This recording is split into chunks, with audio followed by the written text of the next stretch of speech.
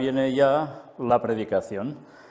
Y la predicación, acordaos, no es un tema suelto, sino que es un tema que ha venido precedido por otros, pero que forma parte de lo mismo. Y como os dije, íbamos a tratar dos textos. Uno era Apocalipsis 22, pero después íbamos a tratar otro que era una sorpresa. Pues bien, el de la sorpresa lo tendremos que dejar para el final, pero hoy vamos a añadir otros textos que tienen que ver con lo que vamos a tratar hoy y que tratamos también anteriormente, y ahora lo iremos comprobando. Recordad que estuvimos mostrando cómo todo esto tenía que ver con la cuestión de Elías, Juan Bautista, pero algo más. Y sobre todo tenía que ver con bautismo. No olvidemos eso, todo esto viene a raíz de bautismo. Y como os decía también, es muy importante, si tenemos Biblias que nos facilitan un poco la comprensión de los textos por comparativa con otros que aparecen en otros lados, pues es bueno que recurramos a ellos para nutrir mejor el texto y poderlo ubicar todo mucho más comprensiblemente. Ahora nos vamos a centrar en Apocalipsis 22, pero no todo el capítulo, vamos a leer del 10 al 21. Y como siempre os aconsejo que si tenéis Biblia, no dudéis de abrirla por donde vamos a leer, porque vamos a hacer un recorrido por varios libros distintos de la Biblia, pero para siempre, para ir demostrando la interconexión que hay entre textos. En Apocalipsis 22, ya sabéis, es donde se acaba la Biblia. Se acaba el Nuevo Testamento, pero se acaba también la Biblia. Y ciertamente se acaba el libro de Apocalipsis, lógicamente. ¿Y qué hay en el capítulo 22? Pues en el capítulo 22 se habla de la venida de Cristo.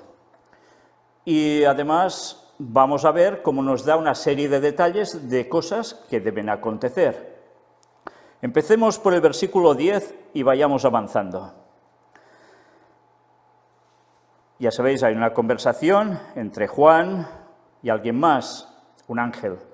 Y llega el momento en que dicen esto. Y me dijo, no selles las palabras de la profecía de este libro, porque el tiempo está cerca. ¿Qué tiempo hacía referencia aquí el profeta? ¿Era un tiempo indeterminado o un tiempo en el que algo debía acontecer? El tiempo está cerca, era el tiempo del cumplimiento de las profecías expresadas en este libro, pero también a su vez en profecías que están en el resto de la Biblia, pero que al final, y nos vamos a ir dando cuenta a medida que vayamos leyendo el texto, hace referencia muy explícitamente al tiempo del retorno de Cristo. Y algo que debe acontecer también antes, por supuesto. Mirad si no. El que es injusto, sea injusto todavía, y el que es inmundo, sea inmundo todavía. Y el que es justo, practique la justicia todavía, y el que es santo, santifíquese todavía.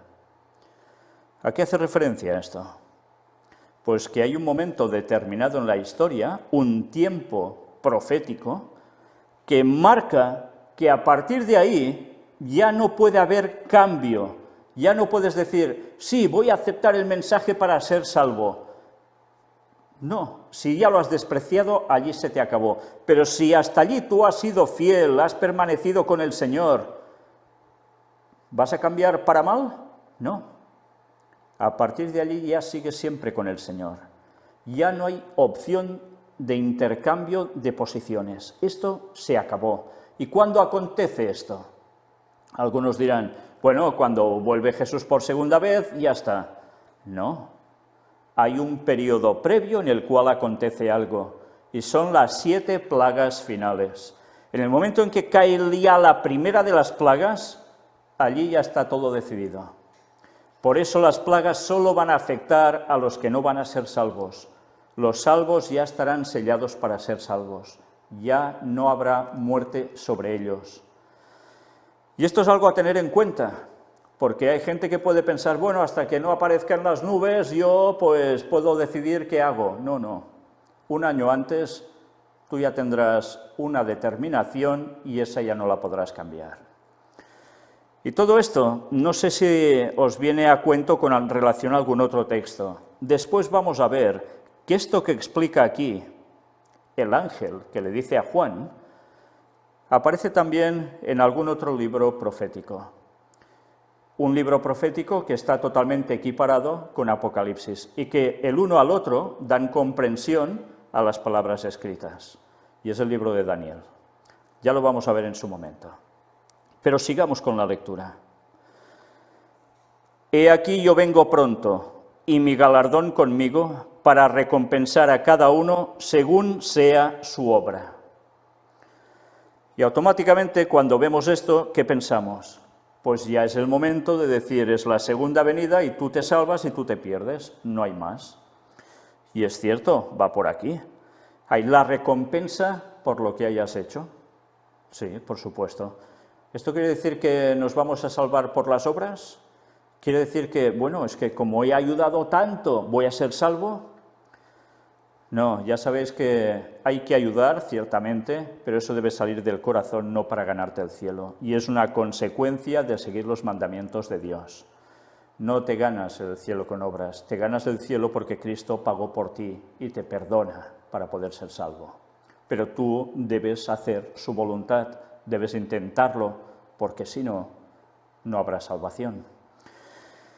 Pero sabéis, este texto que acabo de leer tiene también un paralelo en otro libro y en otro capítulo que ya estuvimos viendo justo en uno de sus versículos. Y quizás ahora lo leo y no nos damos cuenta de esto. Y es algo que hemos leído en los temas anteriores. ¿Y sabéis dónde está? En Isaías 40. Y lo vamos a comprobar, sí, pero también vamos a comprobar Isaías 62, porque también aparece algo allí relacionado con esto. Pero sigamos, sigue diciendo, yo soy el alfa y la omega, el principio y el fin, el primero y el último. ¿Y quién es entonces el que está diciendo esto? ¿Quién es el que recibe este mensaje que le está dando otro? Pues, señores, el alfa y la omega es el principio y el fin. Ya sabéis, las dos letras, primera y última, del abecedario griego. Alfa, omega. Principio, fin. Primero y el último. Y este es Jesús. Es Jesús el que da este mensaje. Y diréis, ¿y esto solo aparece aquí? Pues vamos a ver cómo también hay otro texto en el mismo libro de Apocalipsis que nos hace referencia a lo mismo. Pero cuidado, no solo en Apocalipsis, ¿sabéis? Vamos a ver también Isaías 44, donde una vez más, fijaos, nos lleva a Isaías esto. Y en el capítulo 44 veremos una referencia a esta cuestión, pero también en el capítulo 48. Fijaos una vez más cómo los capítulos finales de Isaías son determinantes para entender algo que Dios nos quiere decir. Bueno, pues ya veremos Apocalipsis 1, Apocalipsis 2, todo esto aparece allí. Pero el texto va continuando y nos dice, bienaventurados los que lavan sus ropas, para tener derecho al árbol de la vida y para entrar por las puertas en la ciudad. ¿Y qué es eso de lavar sus ropas? Ya sabéis, las ropas, en la Biblia, en el Nuevo Testamento, especialmente Jesús soltó alguna parábola referente al tema de la ropa de boda, a la ropa limpia, al manto de justicia. Todo es el carácter. Si nuestro carácter está limpio, porque ha sido lavado por el Señor, entonces tú tienes derecho al árbol de la vida. Y el árbol de la vida es el que te va a dar la eternidad, porque Dios así lo ha dispuesto. Y entrarás por las puertas en la ciudad. ¿A qué puertas se refiere? A las puertas de un lugar en concreto, la Nueva Jerusalén.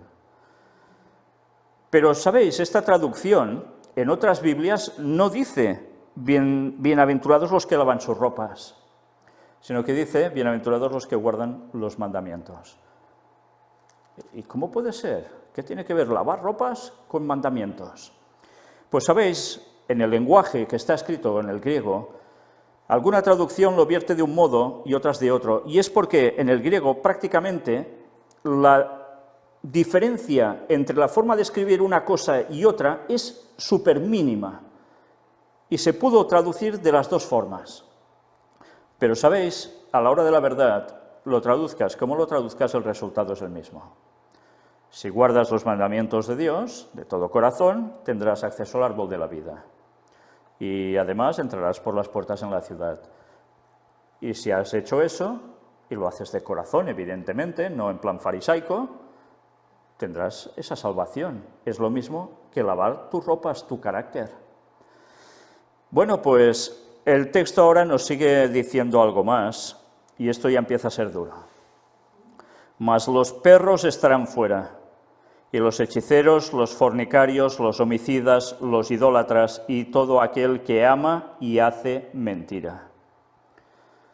Los perros estarán fuera. O sea, en la Nueva Jerusalén no puede haber perros. ¿Es esto lo que nos dice el texto? ¿Y sí podrán haber gatos, liebres y lagartijas? ¿A qué hace referencia este texto? Pues este texto nos está indicando algo, que es la forma en que se describía también a algunas personas que hacían actos sexuales que no estaban en correspondencia con la voluntad de Dios. Todos habéis visto lo que hacen los perros, ¿no? ¿No habéis tenido nunca un perro? Bueno, muchas personas lo han tenido y si no lo han visto, como los perros hacen cosas entre ellos y parece que no es lógico, pero son animales.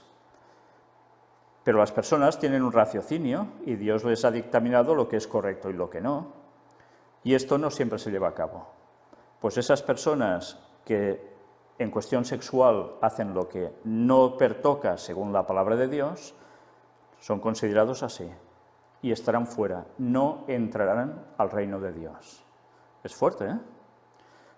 Pero es lógico. Para Dios esto es lógico. Es ir por donde Él no marca el camino.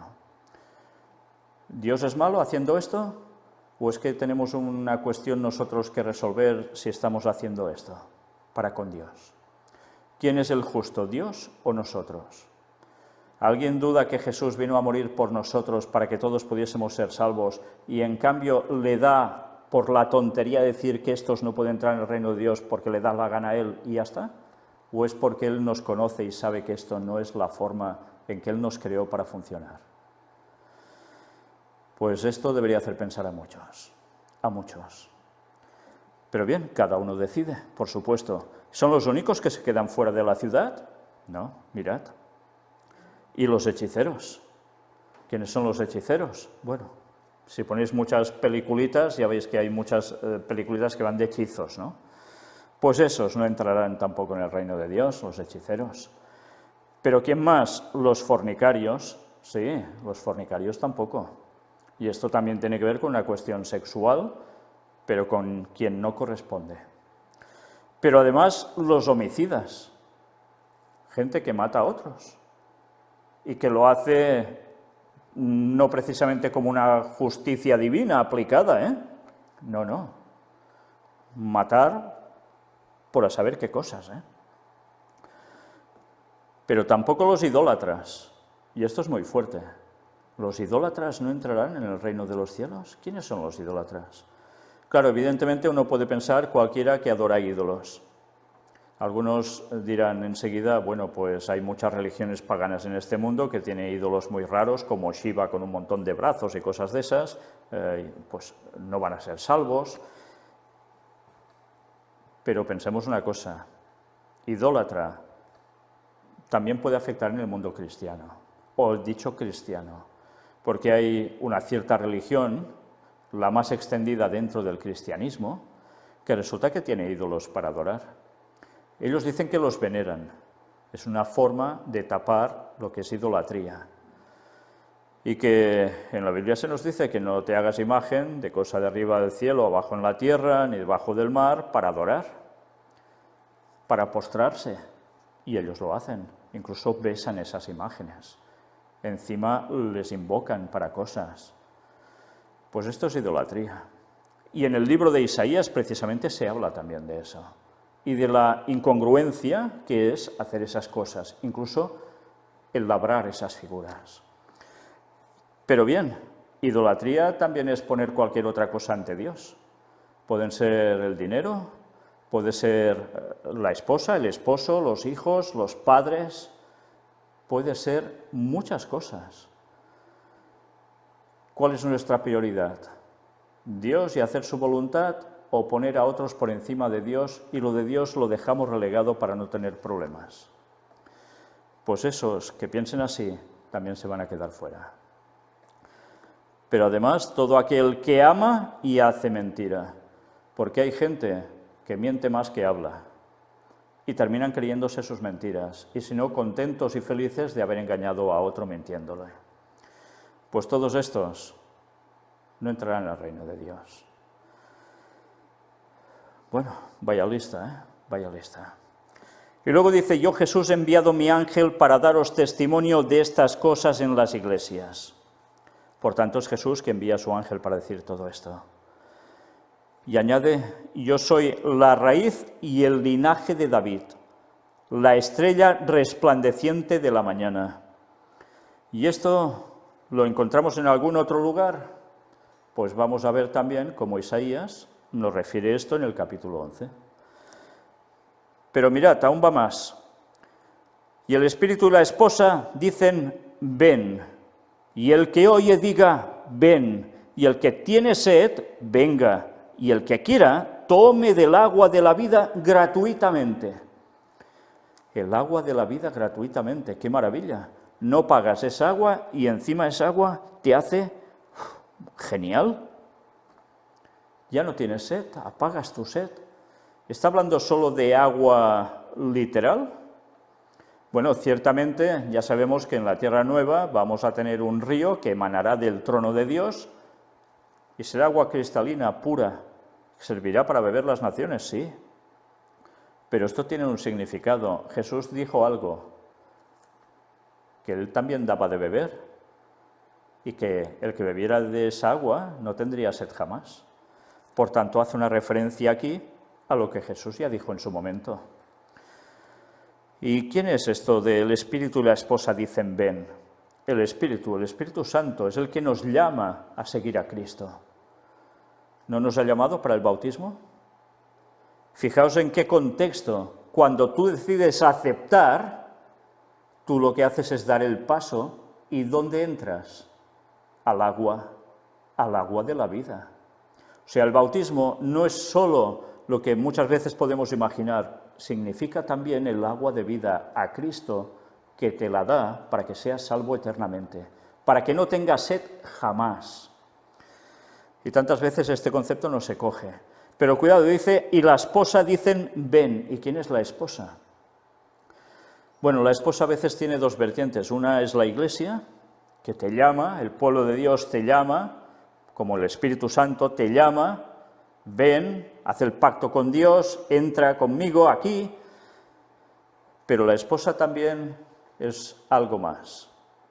La Nueva Jerusalén es la parte donde nosotros vamos a tener lo máximo, que es estar con Cristo. Bueno, pues, fijaos, qué ganas de llamarnos tiene el Señor, qué ganas de buscarnos, qué ganas de decir, venid, bautizaos, seguidme, cumplid con lo que debéis hacer y tendréis la vida eterna. No seáis bobos. ¿Qué queréis, la salvación o la perdición? Pensad que hay un momento en que ya no podéis cambiar. No podéis ir postergando y postergando cuando estáis jugando con vuestra vida. Recordad el texto de Isaías que habíamos leído. ¿Qué somos? Como una hierba que sale, brota y a la que sale el sol se seca. Somos como una flor muy bonita y al cabo de nada se marchita y se acabó. ¿Somos conscientes que nuestra vida puede terminar en cualquier momento? Y que si no hemos hecho el pacto con Dios, ¿podemos perdernos? Pues sí, esta es la realidad. Y es algo a tener en cuenta. Quizás algunos preguntarán, bueno, pero es que yo me quiero bautizar, pero no tengo opciones donde estoy para ser bautizado. Tranquilos, Dios ya procurará para que podáis ser bautizados. Y si llega el momento en que no podéis ser bautizados por alguna circunstancia, tranquilos, que si de todo corazón lo queréis hacer, el Señor os conoce, y como el ladrón en la cruz, va a darle la salvación. Por tanto, por ese lado, tranquilos, pero haced todo lo posible para poder ser bautizados. Yo testifico a todo aquel que oye las palabras de la profecía de este libro. Si alguno añadiera estas cosas, Dios traerá sobre él las plagas que están escritas en este libro. Por tanto, este libro es sumamente importante, porque este libro nos lleva al camino de la salvación, de la vida eterna. Y nos está hablando, con este llamado del Espíritu y la esposa te dicen ven, te está llamando al bautismo también. Y si haces algo que ya aquí no toca, que vas añadiendo conceptos que no están en la palabra de Dios, tú vas a recibir esas plagas. Por tanto, cuidado cómo se interpreta la Biblia, porque si se malinterpreta, se están añadiendo cosas que no están en la palabra de Dios. Y si se hace adrede, sabiendo la verdad, pudiéndola conocer y rechazándola, las plagas, si estás vivo en esos momentos finales, van a caer sobre ti, por más cristianito que te creas. Y después nos dice, y si alguno quitare de las palabras del libro de esta profecía, Dios quitará su parte del libro de la vida y de la santa ciudad y de las cosas que están escritas en este libro. Por tanto, si tú, ¿cómo puedes quitar palabras de este libro? Pues decir, bueno, arranco hojas y las quito. Sí, pero quiere decir algo más. Si aquí te está enseñando algo y tú no lo quieres aceptar, es como si estuvieras quitando esas palabras porque te molestan. ¿Y entonces quieres ser salvo?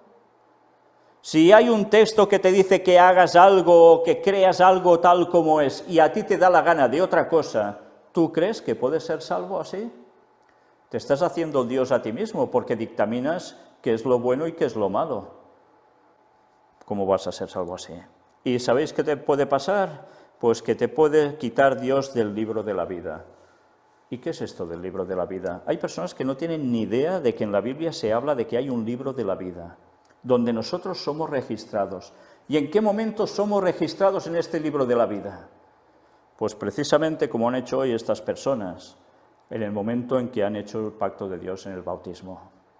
A partir de allí, es un momento solemne que muchas personas no se dan cuenta, no perciben el momento importantísimo, en el cual en el momento del bautismo alguien en el cielo está registrando tu nombre allí, como parte del pueblo de Dios. Eso es el libro de la vida.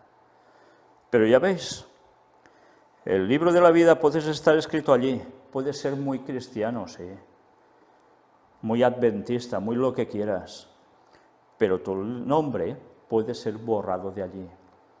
Quitarás su parte del libro de la vida, por tanto tu nombre será borrado. Somos conscientes que porque una vez te hayas bautizado no quiere decir que siempre ya vas a poder permanecer en el libro de la vida y ser salvo. Pues por desgracia esto lo enseñan muchos. Una vez salvo, siempre salvo. Pues no, señores. Tú has conocido la verdad, quieres ser salvo, la sigues de corazón y has podido estar así toda tu vida, pero resulta que se te muestra una verdad que necesitas para tu tiempo y tú la rechazas, todos esos años para ti no van a servir de nada. Van a servir, ya lo veis para qué, para ser borrados del libro de la vida. Pero además dice, y de la santa ciudad. ¿Y cuál es la santa ciudad? La Nueva Jerusalén. Y si tú no estás en la Nueva Jerusalén dentro, tú vas a estar fuera. Y tú serás uno de los salvos si estás dentro, pero si estás afuera, tú vas a ser uno de esos zombies que estarán viendo allí a quién atacar, instigados por Satanás y sus ángeles, y al final dándose cuenta, postrando sus rodillas ante Dios, reconociendo el por qué Dios es justo y ellos deben perecer. Y toda rodilla será doblada ante Él. Pero eso no les va a dar la salvación, porque si siguieran, seguirían igual sin cambiar, sin aceptar la voluntad de Dios para ellos. Y encima dice, y de las cosas que están escritas en este libro. Claro, lógico. Si aquí hay todo bendición y tú no participas de esto, todo esto se te es quitado. Y termina diciendo, el que da testimonio de estas cosas dice, ciertamente vengo en breve. Amén, sí, ven, Señor Jesús. ¿Quién dice, el que da testimonio de estas cosas dice, ciertamente vengo en breve? Pues es Jesús mismo. Él reafirma, ciertamente vengo en breve. Y algunos dirán, ¿en breve? Pero si hace 2000 años que dijo esto y aún no ha vuelto.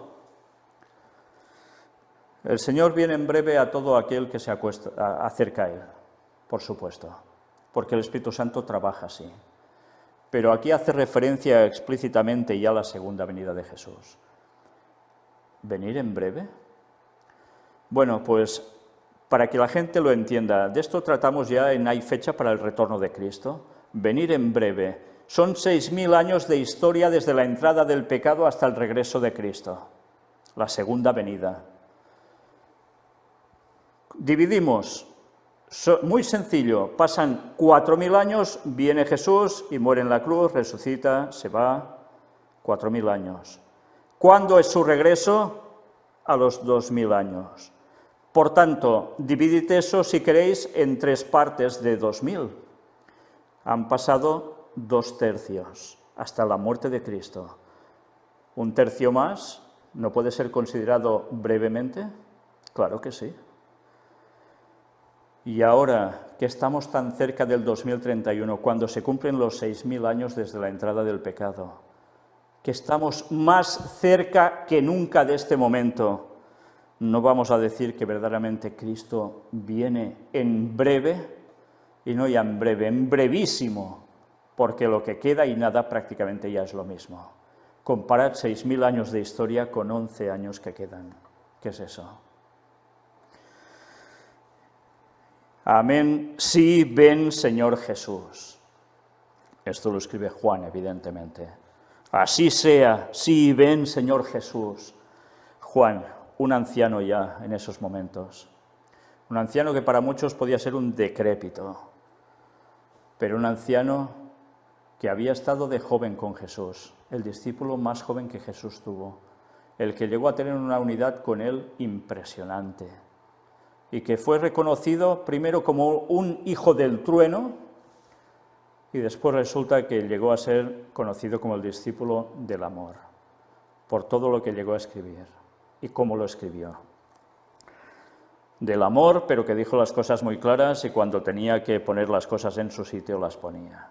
Una vez más, hemos de saber diferenciar entre tener amor y decir las cosas como son, pero a su vez no pensando que porque se dice eso no hay amor. Y cuando hay que cortar, hay que cortar. Y Juan bastantes pruebas de esto dio. Y por eso no tenía amor, ya. Él feliz deseando, sí, ven, Señor Jesús. Y él fue a la tumba. Pero lo que escribió se fue cumpliendo paso a paso. Y esta parte final de la profecía, que él no puede ver porque está muerto, pero que pronto va a levantarse de la tumba en 11 años para ver cómo su Señor viene a por él y a por todos los salvos de todas las épocas y esos 144.000 que quedarán vivos siguiendo al Señor, sin pecar en ese momento. Y Él estará con ellos, con nosotros. La gracia de nuestro Señor Jesucristo sea con todos vosotros. Amén. Y así concluye Apocalipsis, así concluye el Nuevo Testamento, así concluye la Biblia, así termina. La gracia de nuestro Señor Jesucristo sea con todos vosotros. Amén. Pero qué fácil es perder la gracia de Dios en este mundo. Y una vez más, el Espíritu y la esposa nos dicen ven, pero de nosotros depende si ese ven lo seguimos permaneciendo hasta el final o no. Si la gracia de Jesús está con nosotros siempre, ya está todo solucionado. No queremos la salvación, ahora que estamos más cerca que nunca del cumplimiento del retorno de Cristo. ¿Vamos a despreciar el mensaje final del cuarto ángel? Una vez más, recordad, todo esto va en consonancia con el tema del bautismo, pero también con un personaje. Y ahora, para que veáis cómo la Biblia nos da referencias de otros lados, vamos a complementar lo que hemos visto con textos bíblicos. Por tanto, primer libro al que vamos a recurrir para comprobar, demostrar que lo que escribe Juan en esta parte del Apocalipsis también aparece en otros lugares complementándose. Vamos a Daniel, capítulo 12, versículo 10. Y esto seguro que os suena de lo que hemos leído hace un rato. Muchos serán limpios y emblanquecidos y purificados. Los impíos procederán impíamente, y ninguno de los impíos entenderá, pero los entendidos comprenderán. Y esto es Daniel capítulo 12, versículo 10, ya concluyendo casi el libro de Daniel. ¿Os dais cuenta de la correspondencia entre Daniel y Apocalipsis? Nos está diciendo lo mismo. Pero además algo sumamente interesante aquí. Ninguno de los impíos entenderá, pero los entendidos comprenderán. Impíos por rechazar el mensaje, no lo comprenderán, no entenderán. En cambio, los que acepten el mensaje final, que es el del cuarto ángel, van a entender, van a comprender. Y ya sabéis lo que les espera, la salvación. Pero a los impíos, incluso diciéndose cristianos, incluso diciéndose adventistas, si rechazan el mensaje del anuncio del retorno de Cristo tal cual es, y lo otro, que complementa el mensaje del cuarto ángel, están como impíos. Es duro, ¿eh? Pues ahora vamos a Isaías 40 y vamos a ver cómo verdaderamente, una vez más, nos muestra textos que hemos visto ahora en Apocalipsis 22, la correlación entre un lugar y el otro. Vamos al versículo 10. He aquí que Jehová el Señor vendrá con poder y su brazo señoreará. He aquí que su recompensa viene con él y su paga delante de su rostro. Y esto lo vimos en el tema anterior. Y hemos visto como en Apocalipsis 22 nos dice lo mismo. ¿Y a qué hacía referencia esto? A la segunda venida de Jesús. ¿Y dónde estaba puesto este texto? Precisamente en lo que parecía que solo podía ser la primera parte de la venida de Jesús. Y mira por dónde. Resulta que esto corresponde también a la segunda venida.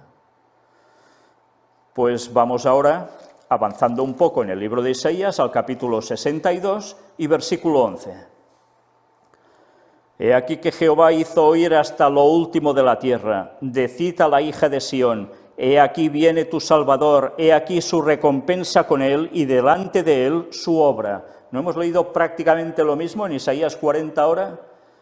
Y todo esto una vez más en el capítulo 62, que también ya tocamos, y vemos la segunda venida de Jesús. Y todo esto en correlación al bautismo y en correlación a alguien, a un personaje. Vamos a retroceder ahora hasta el Salmo capítulo 28. Leamos el versículo 4. Dales conforme a su obra y conforme a la perversidad de sus hechos. Dales su merecido conforme a la obra de sus manos. ¿No es lo mismo que aparece en Apocalipsis 22? Es la misma correlación. Nos va dando la misma explicación en distintos puntos. ¿Os dais cuenta de la importancia de estudiar la Biblia? Como dice el mismo Isaías, comparando un poquito aquí, un poquito allá, línea sobre línea, renglón tras renglón. Es la forma de tratar un solo tema en toda la Biblia para ver realmente cuál es la verdad. Y no te puedes quedar solo con un versiculito aislado que puede parecer que te dice otra cosa y que cuando haces toda la comparativa ves cómo se nutre esa doctrina, esa enseñanza verdadera para no extraviarte. Pues sí, ciertamente, el Señor dará a cada uno conforme a su obra, pero sea para bien o para mal, ¿eh?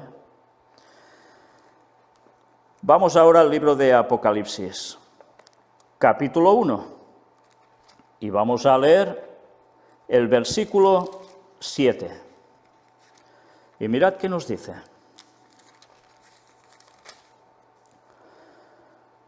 He aquí que viene con las nubes, y todo ojo le verá, y los que le traspasaron, y todos los linajes de la tierra harán lamentación por él. Sí, amén. ¿Y esto dónde aparece también?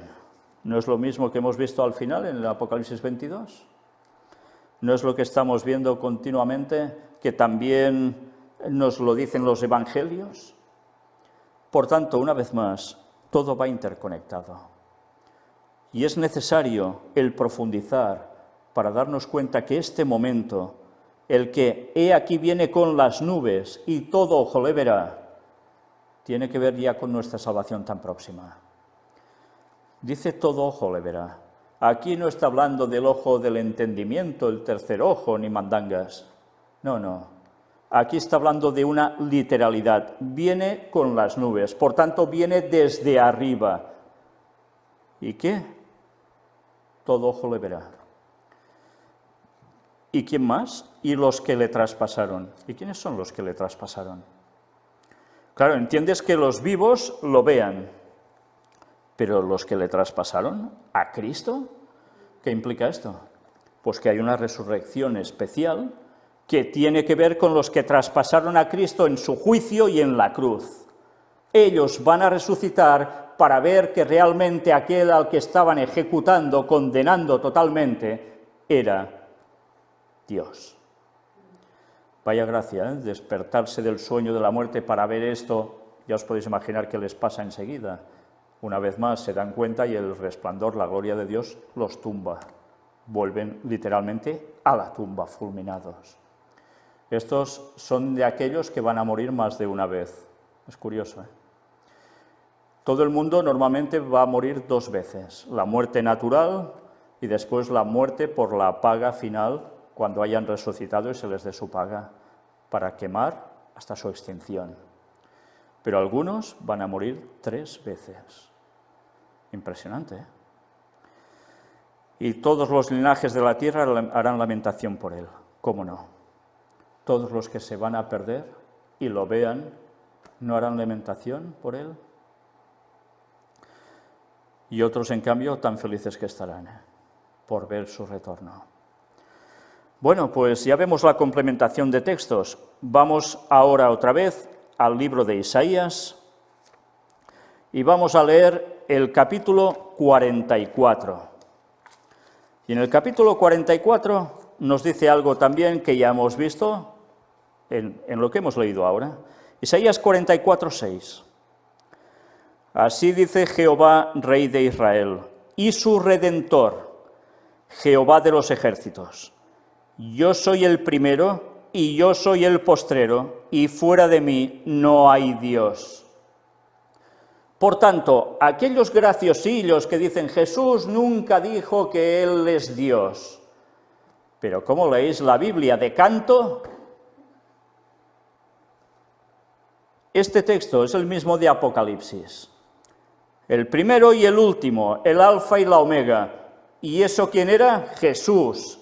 Y resulta que aquí dice claramente, Jehová, Rey de Israel, además, fijaos qué título le da, y su Redentor, que lo redime, Jehová de los ejércitos, dice, yo soy el primero y yo soy el postrero, y fuera de mí no hay Dios. Por tanto, Jesús dijo que era Dios ya en el Antiguo Testamento. Y encima lo dice en el Nuevo Testamento, cuando dice que el Verbo era Dios. Y mira, llegamos a Apocalipsis al final y nos dice exactamente lo mismo. ¿Por qué creéis que querían apedrear, matar a Jesús los fariseos y demás? Porque él decía que era el yo soy. Y cuando decía yo soy, todos entendían que hacía referencia a que él era ese Jehová del Antiguo Testamento. Por eso le decían que era un sacrilegio y se lo tenía que matar, por más que demostraba quién era él. Una vez más, qué cortos de miras se pueden llegar a ser todos aquellos que les da la gana de rechazar la verdad para seguirla, y luego encima van de doctos de la palabra de Dios. Y esto se lo tiene que decir un miserable pintor de brocha gorda. Qué triste, qué triste. ¿Pero por qué lo puedo decir yo? porque resulta que está escrito aquí. Escrito está, y ante un escrito está, no hay nada que se le oponga, por más excusas que se busquen. Bueno, nos damos cuenta de los paralelismos de los textos, pues ahora vamos también a Isaías capítulo 48 y versículo 12. Óyeme, Jacob, y tú, Israel, a quien llamé, yo mismo, yo el primero, y yo también el postrero. Mira por dónde. Jesús dice lo mismo en Isaías, en el 44 y en el 48. Ah, no, Jesús dice que no es Dios. Bueno, pues qué precioso es ver cómo la Biblia se explica por sí sola. Y si nos falta entendimiento, pidámosle a Dios sabiduría, que nos la va a conceder, porque Él dice que se la pidamos y así comprenderemos.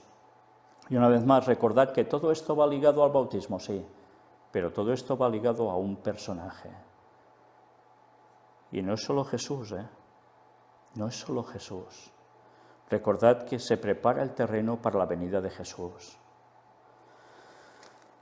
Volvamos ahora a Apocalipsis. Y vamos a leer Apocalipsis 1, hemos leído el 7, ahora vamos a leer también el 8. Leamos los dos seguidos. He aquí que viene con las nubes y todo ojo le verá, y los que le traspasaron, y todos los linajes de la tierra harán lamentación por él. Sí, amén. Yo soy el alfa y la omega, principio y fin, dice el Señor, el que es y que era y que ha de venir, el Todopoderoso. Jesús está diciendo una vez más aquí que Él es el del inicio y el del final, el primero y el postrero, el alfa y la omega. Y esto hace referencia a Él mismo, que además dice el que es, el que era y el que ha de venir. Y ya hemos visto que al final de Apocalipsis cierra diciendo lo mismo y dice, he aquí vengo en breve. ¿Os dais cuenta de la correlación? Pues además fijaos en el quiasmo de Apocalipsis. Quiasmo es una forma de expresar que lo que está escrito en una parte de un libro se corresponde con otra parte extrema del mismo libro, y que puede llegar a hacer como una X, para que me entendáis. Los primeros versículos de Apocalipsis se corresponden con los últimos de Apocalipsis, y ya lo estamos viendo. Esto es un quiasmo. Pues bien, no solo Apocalipsis está escrito así, también hay la Biblia en general que funciona así. Bueno, pues es interesante, fijaos que el conocimiento de la palabra de Dios es maravilloso. ¿Qué mente es capaz de hacer esto? Solo Dios es capaz de hacer esto. Si esto fuera un invento de un hombre, vaya superintelecto. Pero no es un hombre, si sabemos que la Biblia fue hecha por más de 40 autores. Entonces, y dices, bueno, vale, son 40, pero han vivido en la misma época, se conocen, viven en la misma casa. Se pueden llegar a tener acuerdos de cómo hacer las cosas, pero no. Es que resulta que uno vive, ya veis quién, Moisés, en los tiempos, ya veis de qué año, y Juan vive al final, ya después de los días de Cristo. Han pasado 1500 años entre uno y otro, entre el primero y el último de los escritores de la palabra de Dios. Y ya veis qué maravilla, cómo todo va coincidiendo. Una vez más, si creéis que esto lo podéis encontrar en cualquier otro libro, sea el Quijote, sea la Caperucita en cuento, lo que queráis, pues fantástico, pero no lo vais a encontrar en ningún otro lugar.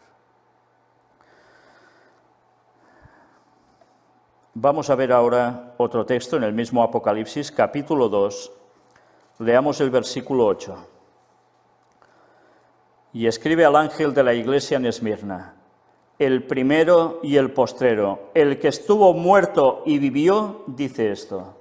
Una vez más, Jesús se dirige aquí a la iglesia de Esmirna y dice que es el primero y el postrero, el que estuvo muerto y vivió.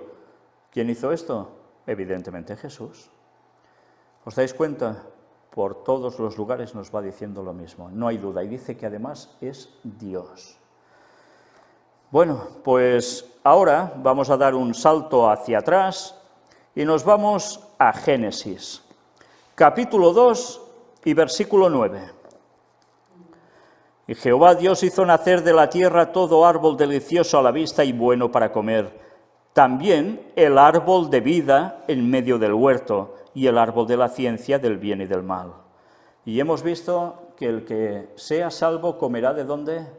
Del árbol de la vida. Y lo dice Apocalipsis hacia el final. Y mira, en Génesis, al principio de la Biblia, nos está diciendo lo mismo, que ya estaba esto para dar la vida. Y ahora ese árbol de la vida está en el cielo. ¿Y por qué está en el cielo y no está aquí?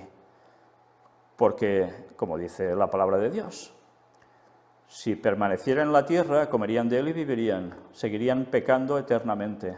El caos que eso sería, ya os lo podéis imaginar. Tuvo que ser trasladado junto al jardín del Edén, al cielo, antes del diluvio, y luego regresará aquí a la tierra, volverá a estar aquí, encima aún estará más perfeccionado de lo que era, y del cual vamos a disfrutar por la eternidad. Leamos ahora el capítulo 3, también de Génesis, versículo 22. Y dijo Jehová Dios: He aquí el hombre es como uno de nosotros, sabiendo el bien y el mal. Ahora pues, que no alargue su mano y tome también del árbol de la vida y coma y viva para siempre. ¿Os he mentido? Ya lo veis. Dios decide que esto no puede estar aquí. Es obvio, ¿no? El mal tiene que ser erradicado, no puede durar por siempre. No puede haber gente fastidiando por la eternidad, ni demonios fastidiando por la eternidad. Y cuando digo demonios me refiero a ángeles caídos y al mismísimo Satanás. No puede ser. La felicidad se nos ha prometido y se nos va a conceder. Pero ya sabéis que muchos van a quedarse por el camino. Y leed ahora Génesis 2:9. Perdón, no Génesis 2:9, sino Isaías 11:1. Y mirad qué nos dice Isaías 11:1, una vez más Isaías. Saldrá una vara del tronco de Isaí y un vástago retoñará de sus raíces. Y esto hace referencia a Apocalipsis 22:16 que hemos leído. ¿Y quién es esa vara del tronco de Isaí? El linaje de David. Ya sabéis que Isaí era el padre de David. Un vástago retoñará de sus raíces, pues fue Jesús del linaje de David. Una vez más, todo va cuadrando. Y ahora, dentro de Isaías también, ya casi terminando, vamos al capítulo 55. Y el versículo 1. A todos los sedientos, venid a las aguas, y los que no tienen dinero, venid, comprad y comed. Venid, comprad sin dinero y sin precio vino y leche. ¿Y qué hemos leído en Apocalipsis también? 22. Que venid, bebed, agua gratuita. ¿Os dais cuenta? Isaías y Apocalipsis tienen una correlación tremenda. Y recordad una vez más, todo esto va en consonancia con el bautismo, con la salvación del bautismo y con el camino que se le prepara al Señor para su segunda venida por parte de alguien. Finalizando, vamos al Antiguo Testamento. El último libro que escribió Moisés, Deuteronomio. Y vamos al capítulo 4 y leamos el versículo 2. No añadiréis a la palabra que yo os mando, ni disminuiréis de ella, para que guardéis los mandamientos de Jehová vuestro Dios que yo os ordeno. ¿No es lo mismo que nos decía también en Apocalipsis? Una vez más, lo mismo. ¿Os dais cuenta? La Biblia, cuando la vas estudiando así, es preciosa, porque nos va complementando, nos va dando detalles sobre lo mismo, y todo va quedando claro. ¿Os habéis fijado en esto? No añadiréis a la palabra que yo os mando, ni disminuiréis de ella, para que guardéis los mandamientos de Jehová vuestro Dios que yo os ordeno. Por tanto, si haces algo de lo que hemos dicho, lo que estás haciendo es eliminar algo de la palabra de Dios. Por tanto, tú no estás guardando los mandamientos de Dios, porque tú te estás haciendo autodios a ti mismo. y ese autodios a ti mismo es con minúscula, por tanto es una chapuza de diosillo. Y eso ni es diosillo ni es nada, es una pena. ¿Quieres ser salvo? Guarda los mandamientos, no hay otra. No, que Cristo ya pagó por mí, ya soy salvo, vale, ¿guardas los mandamientos? No, fueron clavados en la cruz. Si me amáis, guardad mis mandamientos. El que dice que, no, que sí, que yo, y no guarda los mandamientos, el tal es mentiroso y la verdad no está en él. Y todo esto son textos bíblicos en el Nuevo Testamento, por tanto no hay excusa. O guardas los 10 mandamientos y lo intentas de todo corazón y Dios te pone el resto y si caes te perdona porque pides perdón de todo corazón y quieres seguir creciendo en la fe, o te vas a perder. No, es que el sábado era para... Ya, el sábado está en el centro de los mandamientos y es por la eternidad y lo hemos demostrado. No, es que yo no adoro a imágenes, tengo imágenes, pero yo no, yo ya... Sí, tú ya. Tú eres un idólatra. Y como no te pongas en sintonía con Dios, te quedas fuera. Otra cosa es que no hayas conocido la verdad y que tú hayas hecho de todo corazón creyendo que era lo mejor, porque así te enseñaron. Cada uno tiene su conciencia, pero en el momento en que la verdad se presenta como no la abraces, te quedas fuera. Y ya hemos visto de que te quedas fuera y por siempre. Y terminamos con el último texto para hoy, que está también en Deuteronomio capítulo 12 y el versículo 32. Cuidarás de hacer todo lo que yo te mando, no añadirás a ello, ni de ello quitarás. Lo mismo que hemos leído antes, aquí y en Apocalipsis. Por tanto, quien prepare el camino para el regreso del Señor, ¿tiene que quitar algo de la palabra? ¿Tiene que añadir algo a la palabra? ¿Distorsionando el contenido bíblico? No puede hacer eso. Tiene que reparar portillos, tiene que reparar la brecha que se ha abierto, que se ha destrozado en la muralla por tantos años de irse apartando de la verdad y dejándola olvidada. Hay que seguir apartando las piedras del camino, allanando los terrenos para que nuestro Señor venga. Y esto se hace para que muchos puedan seguirlo. ¿Y quién va a hacer eso? ¿Quién está haciendo eso? Nos queda un texto que no es el que vamos a tratar hoy, sino que va a ser el que va a servir para concluir estos temas sobre el bautismo. Y es un texto que está aquí. Y es un texto que, por desgracia, mucha gente o no lo conoce, o lo pasa por alto, o no quieren aplicarlo como realmente debe ser aplicado. Y recordad que alguien va a preparar ese camino para el Señor, como hizo Juan el Bautista, el segundo Elías. Y alguien preparó el terreno también como primer Elías, ¿lo recordáis? Para que alguien apareciera a hacer algo. Hubo un fuego de Dios que en un cierto momento se mostró para decir quién era quién y poner a cada uno en su sitio. Y Elías participó de esto. Y hubo un momento en que él oró y algo vino por las nubes. Preparó también un terreno, luchando con oposición, como Juan el Bautista también. Pero hay otro personaje. Hemos visto 2 Elías. ¿Qué tendrá que ver este texto con lo que vamos a ver? Pues sinceramente no os perdáis el próximo, porque va a ser corto, pero va a dar mucho de sí.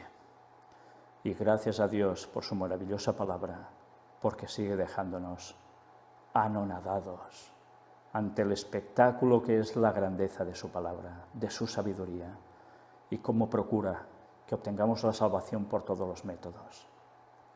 Sinceramente, solo los que no quieran salvarse no van a ser salvos, porque el Señor lo ha hecho todo y lo sigue haciendo todo para que lo seamos. Pero no olvidéis nunca el bautismo. Si lo habéis hecho, seguid renovando el pacto con Él. Si no lo habéis hecho, ya va siendo hora. Haced todo lo posible para que sea una realidad y el Señor os bendecirá. Y ya sabéis todo lo que se nos viene encima en estos 11 años. Bueno, lo sabemos, pero aún no, ni terminamos de imaginárnoslos. Pero esa imaginación que no nos llega, dentro de poco la vamos a vivir. Y no nos va a gustar mucho, pero a su vez hay una recompensa preciosa al final de este camino. Y mientras vamos a seguir disfrutando del derramamiento del Espíritu Santo, viendo cómo muchas más personas se entregarán a Él en esta etapa final de la historia. Por tanto, que Dios bendiga a todos aquellos que deciden entregar por siempre su vida a Dios y que haga todo lo posible el Señor, que el Espíritu Santo haga todo lo posible para recuperar a los que se han apartado del camino por otros derroteros. Y recordemos, Maranata, el Señor viene 2031. Dios os bendiga. Y pronto, la semana que viene, con gloria a Dios por los nuevos bautismos que vamos a tener. Y gloria por el tema que también tendremos si Dios quiere. Dios os bendiga. Vamos a concluir con una oración. Padre, una vez más, Señor, quedamos maravillados por tu gran conocimiento, tu gran sabiduría, una mente impresionante que nos deja sin palabras ante tanta perfección de todo lo que haces, y más cuando muestras tanto amor para que podamos ser salvos. Y cómo duele ver tantas personas que parece que se quieran perder por más que se les muestre la verdad. El maldito orgullo anidando tantas veces en las mentes humanas y que se hace dueña hasta del corazón. Ayúdanos, Señor, a apartar de nosotros siempre ese orgullo. No queremos tener el carácter de Satanás, queremos tener el tuyo. Y no solo tener tu carácter, sino además abrazar la luz que vas dando para este tiempo final y que no podemos despreciar por nada, porque sirve para nuestra encaminación hasta el final y para que muchos otros despierten y puedan ser salvos. Que nada ni nadie nos detenga, Señor. Llénanos del Espíritu Santo. Derrama la lluvia tardía sobre nosotros, sobre todo tu pueblo. Y que aunque el diablo apriete, tú aprietes mucho más y con nosotros participando de tu obra hasta el final.